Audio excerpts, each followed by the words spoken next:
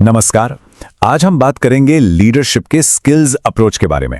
देखिए, ये एक बहुत ही दिलचस्प टॉपिक है क्योंकि ये कहता है कि लीडरशिप कोई पैदाइशी गुण नहीं है, बल्कि एक ऐसी काबिलियत है जिसे कोई भी सीख सकता है। और हाँ, हम इसे खास तौर पर एग्जाम के पॉइंट ऑफ व्यू से ही समझेंगे। तो आज का हमारा रोड मैप क्या है? सबसे पहले हम समझेंगे कि स्किल्स और ट्रेट्स में आखिर फर्क क्या है। फिर दो बहुत ही जरूरी मॉडल्स पर नजर डालेंगे। इसके बाद हम इस अप्रोच की ताकत और कमजोरियों को परखेंगे और आखिर में देखेंगे कि लीडरशिप को डेवलप करने में ये कैसे काम आता है। तो सबसे पहले चलिए उस सबसे बुनियादी फर्क को समझते हैं जो ये अप्रोच सामने रखता है। मतलब ये पैदाइशी गुणों से हटकर सीखी जा सकने वाली काबिलियत पर अपना पूरा ध्यान लगाता है। तो देखिए, यही है सबसे बड़ा फर्क। और मैं बता दूं, ये क्लासिक एग्जाम क्वेश्चन है। ट्रेट अप्रोच पूछता है कि एक लीडर कौन है, मतलब उसके अंदर क्या गुण हैं। वही स्किल्स अप्रोच इस पर फोकस करता है कि एक लीडर क्या कर सकता है, मतलब वो क्या हासिल कर सकता है। चलिए अब बात करते हैं पहले मॉडल की। यह है रॉबर्ट कार्ट्स का बनाया हुआ एक बहुत ही सिंपल लेकिन पावरफुल फ्रेमवर्क। उन्होंने लीडरशिप स्किल्स को 3 मेन कैटेगरीज में बांटा है। पहला है टेक्निकल स्किल।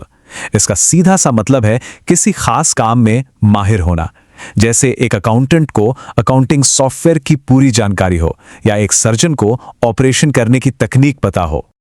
दूसरा है ह्यूमन स्किल। इसे हम आम भाषा में पीपल स्किल्स भी कहते हैं, मतलब लोगों के साथ काम करने की कला।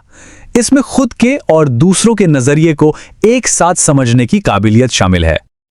और तीसरा है कॉन्सेप्चुअल स्किल। यह है बड़ी पिक्चर देखने की काबिलियत, मतलब सिर्फ आज के बारे में नहीं बल्कि भविष्य के बारे में सोचना, आइडियाज के साथ काम करना और किसी कंपनी के लिए विजन या स्ट्रैटेजी तैयार करना। अब ये टेबल बहुत जरूरी है, खासकर एग्जाम के लिहाज से।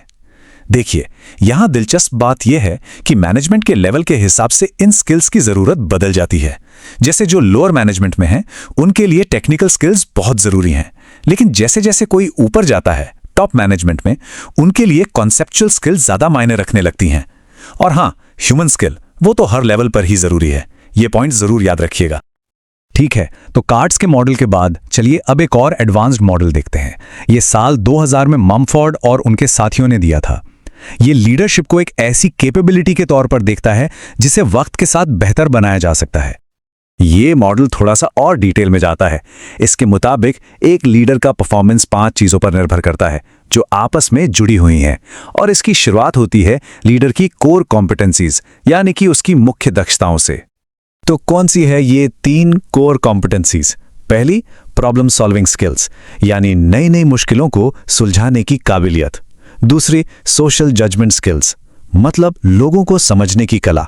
और तीसरी है नॉलेज, यानी जरूरी ज्ञान और जानकारी का होना। लेकिन ये कॉम्पिटेंसीज आती कहां से हैं? ये आती हैं लीडर के अपने व्यक्तिगत गुणों से, जैसे उसकी जनरल इंटेलिजेंस, उसका तजुर्बा, लीड करने की उसकी अपनी इच्छा या मोटिवेशन, और उसकी पर्सनालिटी कैसी है। और सिर्फ इतना ही नहीं, एक लीडर के करियर के अनुभव और वो किस तरह के माहौल में काम कर रहा है, इन बाहरी चीजों का भी उसकी स्किल्स पर गहरा असर पड़ता है। तो अगर हम इन सबको जोड़कर देखें तो मॉडल ये कहता है कि एक लीडर के व्यक्तिगत गुण उसकी कॉम्पिटेंसीज को बनाते हैं, और फिर ये कॉम्पिटेंसीज लीडरशिप के नतीजों को जन्म देती हैं। ये एक सीधा साधा फ्लो है जिसे समझना बहुत जरूरी है। और आखिर में नतीजा क्या निकलता है? नतीजा है इफेक्टिव प्रॉब्लम सॉल्विंग और बेहतरीन परफॉर्मेंस। मतलब एक लीडर की स्किल्स और गुण सीधे सीधे अच्छे काम और नतीजों में बदलते हैं। तो अब जब हमने दोनों मॉडल्स को समझ लिया है, तो चलिए अब इस पूरे स्किल्स अप्रोच का एक मूल्यांकन करते हैं। इसके क्या फायदे हैं और क्या नुकसान, ये भी एग्जाम के लिए एक बहुत जरूरी हिस्सा है। देखिए, एक तरफ तो इसकी सबसे बड़ी ताकत यह है कि ये सबको एक मौका देता है। ये कहता है कि लीडरशिप सीखी जा सकती है और ट्रेनिंग के लिए एक पूरा स्ट्रक्चर भी देता है।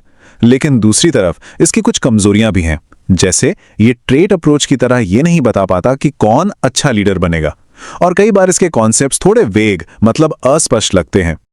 तो आखिर में इस सबसे क्या टेक अवे है? सबसे बड़ी बात तो यही है कि ये अप्रोच हमें बताता है कि लीडर बनने की क्षमता किसी के जन्म से तय नहीं होती। जैसा कि सोर्स मटेरियल में भी कहा गया है, ये ग्रेट मैन थियरी की तरह नहीं है। स्किल्स अप्रोच ये मानता है कि बहुत से लोगों में लीडरशिप की क्षमता होती है। अगर कोई अपने अनुभवों से सीख सकता है तो वो लीडरशिप भी हासिल कर सकता है। तो ये पूरा फ्रेमवर्क एक तरह से पर्सनल ग्रोथ का एक रोडमैप देता है और ये हमें एक सवाल के साथ छोड़ जाता है कि किसी को अपने विकास के लिए कहां से शुरू करना चाहिए, टेक्निकल स्किल से, ह्यूमन स्किल से या फिर कॉन्सेप्चुअल स्किल से।